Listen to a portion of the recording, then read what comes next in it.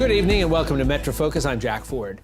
For over a century, the Anti-Defamation League, or the ADL, has stood tall against not just anti-Semitism, but all forms of oppression and bigotry. In its newest book, The Good Fight, America's Ongoing Struggle for Justice, the League uses everything from essays to photos and videos to detail their fight for justice and equality for all in America.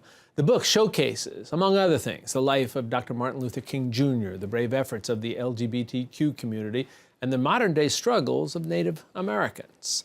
Joining me now is the ADL CEO and Director, Jonathan Greenblatt. Jonathan, it's nice to have you back here with us. Thank you for having me back. But let me start off with the book. Tell me how this book actually came about. So, as you noted, I've been on the job just about 2 years at ADL, and before I got started, I wanted to do some research. So I looked for books about the civil rights struggles, and I read the Taylor Branch books about the African-American struggle for civil rights, and I read some stuff about Stonewall, but I couldn't find one book that helped contextualize all the different struggles, Jack. What I noticed was that there was a gap on the bookshelf. I was reflecting on this when I found myself at the TED conference in 2015 in Vancouver, Canada, sitting next to Rick Smolan. Rick Smolan is an award-winning photojournalist. He is a New York Times best-selling author. He does big, beautiful photo books. And Rick was just coming off a project, and I said to him, I was thinking about civil rights issues. Would you ever be interested in doing a book about all the different civil rights struggles in the U.S.? And that started a conversation that led to a process that literally generated this book, The Good Fight. And if you think back to early 2015, the issue seemed maybe a bit abstract, maybe a bit theoretical. Today, I think there's an urgency to the book that's really quite powerful. It's a good way to put it, because there is an urgency because of what's taking place around us. Folks might be surprised to learn, as I mentioned in the opening, that the ADL has not been focused exclusively on anti-Semitism. Absolutely. When it was founded in 1913, the founders wrote a mission statement that the purpose would be to, quote, stop the defamation of the Jewish people and secure justice and fair treatment to all. So that focus on justice is what motivated the ADL in 1947 file an amicus brief with the Supreme Court in a case that was dealing with restricting housing covenants that kept blacks and Jews out of living in certain areas. And then in 52, we filed another amicus brief in the Brown v. Board of Education case. At a time when this was still a very contested issue, ADL came out in favor of school desegregation. Literally, our leadership, the courage of those people who came before me, helped forge our bonds with the African-American community. My predecessor, Ben Epstein, who served in this job in the 60s, not only did he march with Dr. King in Selma, he stood with him in the Rose Garden a year later when they signed the Voting Rights Act. And, you know, I've come to learn the work that ADL did in the 50s on behalf of immigrants. Again, at a time when McCarthy was out there was a lot of anti-immigrant sentiment, which sounds a little bit familiar. The ADL worked with a young junior senator from Massachusetts who himself was from a family of immigrants. And they said, would you write a book? Talk about we're a country of refugees and a nation of immigrants. It's part of our heritage. He said yes. President Kennedy wrote Profiles in Courage and A Nation of Immigrants, a book he wrote for ADL, which you can still buy on Amazon today. I was fascinated by the contributors that you utilized here. A lot of times when a book like this might reach out to some traditional historians, and you'd get writings or essays from traditional historians, but it's not what you did here. Yeah, I really have to give a lot of credit to Rick Smolan, the author. So he envisioned his role not just as an author, but as a curator. And what he managed to do was to literally pull together different voices from across the spectrum. So you have essays in this book. It's not really a piece of history written in some dry academic prose.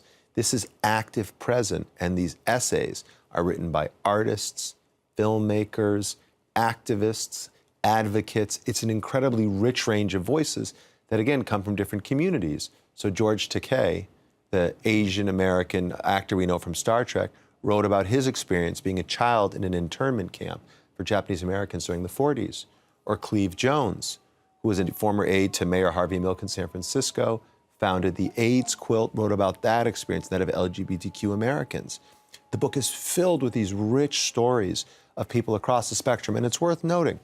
You certainly have LGBTQ, Latino, Asian American, disabled, Jewish, Muslim, all kinds of voices. But the foreword is by Pulitzer Prize-winning columnist Bret Stephens. Now, I point this out because Bret Stephens himself is someone who grew up in Mexico City. He's Jewish, so he brings an immigrant and a Jewish perspective. But maybe more importantly, he's a conservative. right? He worked for the Wall Street Journal for years, and he committed to do this to make the point that civil rights are not a liberal issue. Equality is not a Democratic issue. It's everyone's issue. And those who try to relegate this, if you will, just to, oh, it's just you progressives. No, no, no. Conservatives, liberals, Republicans, Democrats, we all have a stake in our shared future and the notion of e pluribus unum. What are we being told currently about the existence, the growth of these groups, often referred to as hate groups? We have certainly seen a surge over the past 12 months since the election of last year. Crimes affecting Latinos, immigrants, gays, African Americans. In particular, we've seen a surge of anti-Semitic incidences. We just wrapped up our third quarter audit. Over the first 3 quarters of this year, we saw a 67% increase in anti-Semitic incidents over last year, more than double in schools this year over last year. So we're definitely seeing an increase. And they're, what I'll call these so-called alt-right, or these white supremacists. They're very sophisticated. They've taken advantage of loopholes on social media. They've really leveraged Facebook and Twitter. And they have specifically targeted young people. We have 26 offices around the country. We track this work very closely. We saw 9 incidences of white supremacist groups recruiting and active on college campuses. So in 2016, first 2 months of the year, 9 incidences. This year, first 2 months of the academic year, 80 incidences. 80, almost a 10-fold increase. Are we seeing actually more people becoming involved in these groups, or is it that they're just, for whatever reason, more emboldened? We do know that the membership rolls have increased of some of these white supremacist groups, but I think your second part of your question is also correct. Extremists feel emboldened in an environment where the president equivocates on these issues. If you think about that Charlottesville rally, the Unite the Right rally, the largest such rally we've seen in the United States in 15 years. Across the political spectrum, elected officials, the Senate, the House, governors, CEOs, other public figures, former presidents, everyone unanimously condemned the event except the president, who talked about fine people on both sides. To deny the reality of white supremacists with ties to the West Wing, that is a problem. It's a denial of reality, and it's something we've got to deal with. You told me something that I had not been aware of, and that was the relationship that the ADL had with the FBI back in the 1930s. That's right. A concern over the growth of Nazism. That's right. So our work to collaborate with law enforcement has been going on for generations. So literally in the 30s, the ADL worked with a young government bureau, the FBI, to help identify Nazi sympathizers in the Atlantic seaboard and send them back to Germany. And the trust we've developed with law enforcement over the decades is really quite important because it's allowed us to now train them on how to deal with hate and hate crimes and extremism. We train 15,000 law enforcement officers every year, more than any other NGO on these issues. In fact, our training is mandatory for the FBI. And because of the trusted relationship, we're now moving not only to train them on extremism, but looking at issues of intrinsic bias. Jonathan, again, it's always good to talk with you. The book, The Good Fight, America's Ongoing Struggle for Justice, is just a magnificent look at not just the history of the ADL, but the history of this nation. Good seeing you again. Thank you. Take care now.